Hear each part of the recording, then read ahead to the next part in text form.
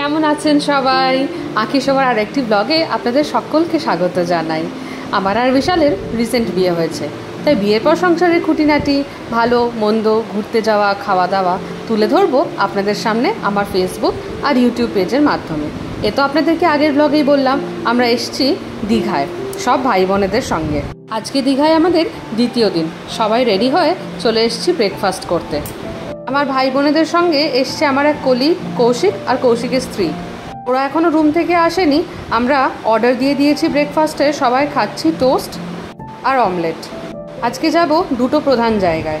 দীঘায় যতবারই এসেছি আমার ইচ্ছে ছিল বড় এই জায়গাটায় আসার, কিন্তু কোনোবারই আর আসা হয় না। তাই এবারে সকলকে রীতিমতো জোর করেই আমি নিয়ে যাচ্ছি। এ তো আপনাদের আগের ব্লগেই বললাম, নিউ দীঘা থেকে ওল্ড দীঘা যাওয়ার মাঝখানে তৈরি হচ্ছে এই জগন্নাথ মন্দিরটা। রাত্রেবেলায় আপনাদেরকে ভালো করে দেখাতে পারিনি, দেখুন সকালবেলায় কি সুন্দর লাগছে রংটা। এখনও তৈরি হয়নি, শুনলাম এপ্রিল মাসে ইনগ্রেশন হবে। যাচ্ছি আমরা এখন দীঘার মোহনা দেখতে। প্রচুর ইউটিউব ভিডিওতেও দেখেছি, আর আমার অনেক দিনের ইচ্ছে ছিল মোহনা দেখব। তাই আজকে সবাইকে জোর করেই আমি নিয়ে চলেছি মোহনায়। মোহনা যাওয়ার রাস্তাটা হচ্ছে আরও বেশি সুন্দর, অফুরন্ত রাস্তা, আর পাশে সমুদ্রকে উপভোগ করতে করতে যেতে হবে মোহনায়। মোহনার যে রাস্তাটা, সেটায় নামার আগে রয়েছে এখানে ছোটোখাটো প্রচুর দোকান। দেখুন কত রকমের মাছ, বাচ্চাদের খেলনা, ঘর সাজানোর জিনিস, খুব সুন্দর লাগছে। আর সকালবেলায় এত রং বেরঙের জিনিস দেখে মনটা এক নিমেষে ভালো হয়ে গেছে। কিন্তু এই যে যেটা পছন্দ একেবারেই হচ্ছে না, সেটা মাঝে মধ্যেই আসছে শুটকি মাছের গন্ধ।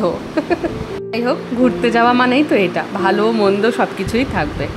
ভীষণ রোদ জানেন, ঘুরছি ফিরছি আর সবাই একবার করে ডাব খাচ্ছি। দেখুন কত রকমের শুটকি মাছ। গন্ধে আর বেশিক্ষণ দাঁড়াতে পারলাম না, কিন্তু দেখতে বেশ ভালোই লাগছে। যারা মাছটা সত্যিই খেতে ভালোবাসেন তাদের জন্য এটা আবার স্বর্গ।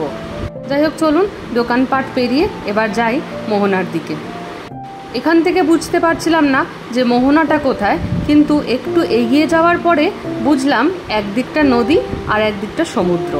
এখনও অবধি দুদিকেই মনে হচ্ছে ঢেউ আছে, প্রচুর জল, কোনো দিকে ডিসক্রিমিনেট করা যাচ্ছে না। এখানে আবার একটা পাবলিকদের জন্য বিচও আছে। এই বিচটা বেশ ভালো, পরের বারে এলে এই মোহনার বিচেই আসবো। উদয়পুর বা ওল্ড দীঘার মতন এরকম ভিড় নেই। যাই হোক, চলুন এসে গেছি আমরা মোহনাতে। সুন্দর লাগছে দেখুন, সবাই আনন্দে মেতে উঠেছে। মোহনায় পাথরের লম্বা একটা রাস্তা করে দিয়েছে, এতে করে ছবি তোলার তো সুবিধা হয়েছে, কিন্তু আরও কাছ থেকে এই বিষয়টাকে উপভোগ করা যাচ্ছে। জানেন, প্রায় 1/2 কিলোমিটার লম্বা এই পাথরের রাস্তাটা, খুব সুন্দর লাগছে। আর এই পাথরের রাস্তা ধরে যতটা এগিয়ে যাব তত আরও পরিষ্কার করে বোঝা যাবে সমুদ্র আর নদীর তফাৎটা। কিন্তু বেশি এগোনো যাচ্ছে না জানেন, আজকে তো আমরা কেউ প্ল্যান করে আসিনি যে সমুদ্রতে নামবো বলে। এমন মাঝে মধ্যে ঢেউ আসছে, সবাই ভিজে যাচ্ছি। হালকা ছিটে ফোঁটা আসছে সমুদ্রের জলের, সেটা আবার ভালো লাগছে। চলুন, মোহনায় প্রায় ঘন্টা দেড়েক আমরা কাটালাম। এরপরে বললাম আমরা দীঘার সায়েন্স সিটিতে। অনেক ছোটোবেলায় এসেছিলাম বাবা, মা আর মামার সঙ্গে। দীঘায় আমার প্রথম আসা আমার মামার হাত ধরেই। আমার মামা কর্মসূত্রে পোস্টেড ছিলেন দীঘার কাছে। দীঘা আসাটা বা সমুদ্র দেখাটা তো মনে পড়ে না, কিন্তু ছবিগুলো দেখলে ভালোই লাগে। সায়েন্স সিটিতে ঢোকার পরেই লাইন দিয়ে স্ট্যাচু বানানো রয়েছে মহিলা সায়েন্টিস্টদের। ভালো লাগলো জিনিসটা দেখে। সায়েন্স আর নেচারের একটা কম্বাইন্ড ক্যানভাসে মনে হচ্ছিল হাঁটছিলাম আমরা। কিন্তু সৌন্দর্যটা এখানেই সীমাবদ্ধ নয়, চারিদিকে সায়েন্স, ক্রিয়েটিভিটি, ইনোভেশন, ইন্সপিরেশন ঘিরে ছিল। বাচ্চাদেরকে বিশেষ করে নিয়ে এলে মনে হবে সায়েন্স সিটিটার প্রতিটা কোণা শিক্ষা, নলেজ দিয়ে প্যাক করা আছে। ভারতবর্ষের বিভিন্ন প্রান্ত থেকে যে মহিলার সায়েন্টিস্টদের স্ট্যাচুগুলো ছিল, ইট felt like celebrating brilliance, resilience and unstoppable power of women, particularly in science. ঢুকে গেছি আমরা এখন সায়েন্স সিটির প্ল্যানেটোরিয়ামের মধ্যে। 1 ঘন্টা 40 মিনিটের ব্ল্যাক হোল নিয়ে একটা শো ছিল। বাচ্চা এবং মায়েদের জন্য এখানে রয়েছে একটা মিল্ক রুম। ছোট বড় যত জায়গাতেই গেছি এই রকম জিনিস আমি কোনোদিন দেখিনি, ভালো লাগলো। প্ল্যানেটোরিয়াম থেকে বেরিয়ে চলে এসেছি এখন আমরা সায়েন্স মিউজিয়ামটায়।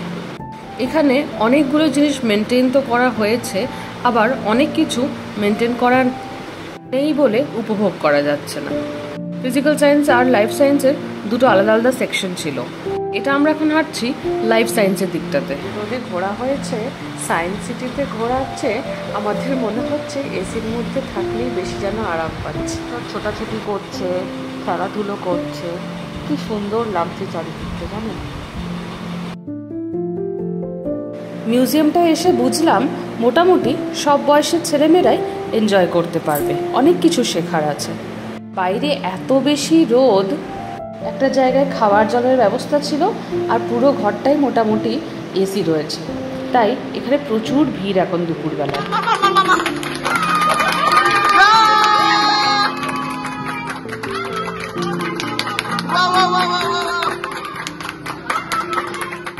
এই গেমটাতে আমরা আবার সবাই খুব এনজয় করেছি। যে যত জোরে পুশ করতে পারবে তার ফুটবলটা গোল হবে। ওই যে বললাম সব বয়সের ছেলেমেয়েরাই এনজয় করতে পারবে। বলটা গোল করে ইন্দ্রাণীর খুশি দেখুন। কিন্তু তাও জানেন তো আজকে বেরোতে হবে তো, খুব দেরি হয়ে যাচ্ছে।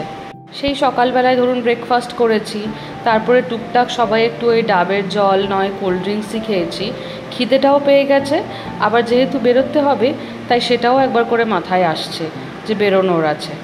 সন্ধে হয়ে গেলে বাস টাস পেতে একটু অসুবিধে হবে, তাই সবাইকেই একটু তাড়া দিয়েই মোটামুটি বেরোনোর এবার তোড়জোড় শুরু করেছি আমরা মিউজিয়াম থেকে। এই জায়গাটাও ভীষণ সুন্দর লাগলো। বিভিন্ন তারা নক্ষত্র নিয়ে এখানে প্রচুর ইনফরমেশন দেওয়া রয়েছে। যারা এখন সায়েন্স শিখেছে, মোটামুটি মিল্কি ওয়ে গ্যালাক্সি বা প্ল্যানেটস নিয়ে জানতে শিখেছে, তাদের কাছে এই জায়গাটা খুব ইনফরমেটিভ আর সুন্দর। আর সব থেকে মজা হয়েছিল এই ভুল ভুলাইয়াটায়। একটা ছোট সেকশনে চারিদিকে আয়না লাগিয়ে দেওয়া হয়েছে। আমরা বড়রা তো তাও হাতড়ে হাতড়ে বুঝে যাচ্ছি কোনটা আসল আর কোনটা আয়না, কিন্তু ছোট বাচ্চাগুলো ভয়ে কেঁদে অস্থির জানেন। মা বাবারা বাচ্চাগুলোর সঙ্গেই গেছে, কিন্তু নিজের মাকে 4 জায়গায় দেখছে, বাবাকে 4 জায়গায় দেখছে, সেই দেখে ওরা কেঁদে অস্থির। কোনটা আসল বাবা আর কোনটা আয়নায় বাবা কিছুতেই ওরা বুঝতে পারছে না। আর আমরা কি হাসছি সেটা দেখে, বেশ মজা লাগলো এই ভুলভুলাইয়াটায়। আমরাই মাঝে মধ্যে একটু ধোকা খেয়ে যাচ্ছিলাম। আর আলোটাও দেওয়া রয়েছে নীল রঙের, তো একটু বেশ অন্ধকার অন্ধকার ছিমছাম লাগছিল, বেশ মজা হয়েছে। যাই হোক চলুন বেরোই এবারে। এ তো আপনাদের আগের ব্লগেই বলেছিলাম আজকে আপনাদের আবার নিয়ে যাব কোষে কষাতে। মিত্র ক্যাফের তুলনায় ওখানে ভ্যারাইটি আর দাম দুটোই আমাদের একটু বেশি ভালো মনে হলো। যাই হোক চলুন, চলে এসেছি আমরা কোষে কষাতে। এখানে কুপন কেটে আসতে হয়েছে, তাই কুপন কেটে আমরা ঢুকে পড়েছি। প্রথমেই নিয়েছিলাম সবাই একটু আম পান্না, সবার তো এত গরমে অস্থির আমরা হয়ে গেছি, তাই প্রথমেই নিয়েছিলাম একটু আম পান্না, তারপরে যে যার মতন মেন কোর্স অর্ডার করে ফেলেছি। তাড়াতাড়ি খাই। খাওয়া দাওয়া সেরে ফিরে এসেছি আমরা আবার হোটেলে। লাগেজগুলো আমরা এই রিসেপশনেই রেখে দিয়েছিলাম। এখান থেকে হোটেলে জিনিসপত্রগুলো নিয়ে চলুন এবারে রওনা দিতে হবে। যে জায়গা থেকে আমরা গাড়ি বুক করেছিলাম দীঘায়, সেখানে গাড়িগুলো ফেরত দিয়ে দিতে হবে। ওরাও বেসিক চেকগুলো করে নিচ্ছে গাড়ির, তারপরে আমরা বেরিয়ে পড়বো দীঘা থেকে খড়গপুরের উদ্দেশ্যে। খুব এনজয় করলাম জানেন এই দুটো দিন, সব ভাই বোনেদের সঙ্গে, আমার কলিগের স্ত্রী শম্পা, সবার সঙ্গে কেমন সুন্দর করে দুটো দিন কাটলো আমাদের। একটা জায়গা থেকে বেরোতে বেরোতেই আবার পরের ঘোরার জায়গাটারও আমরা প্ল্যানিং করছিলাম। এটাই তো একসঙ্গে ঘুরতে আসার সৌন্দর্য বলুন। এক ঝুড়ি স্মৃতি নিয়ে আমরা আবার ফিরে চলেছি। আমি আর বিশাল দুজনেই এটা মনে করি কোথাও ঘুরতে গেলে জায়গাটার চেয়ে কোম্পানিটা বেশি ম্যাটার করে। কার সঙ্গে যাচ্ছি, তারা কেমন এনজয় করলাম, এই সবগুলোর ওপর ডিপেন্ড করে আমাদের সেই জায়গাতে ঘোরার স্মৃতিটা। সবাই খুব ভালো থাকবেন, ভালো লাগলে লাইক শেয়ার সাবস্ক্রাইব করুন। Thank you.